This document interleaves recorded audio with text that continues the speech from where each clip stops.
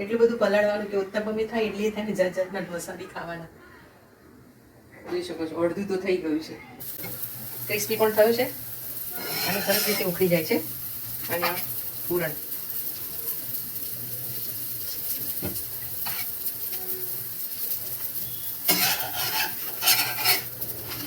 છે ને એકદમ કડક. ચાલો, બહુ મસ્ત ઢોસો છે. બહુ મસ્ત ઢોસો છે. Bye bye. Bye bye.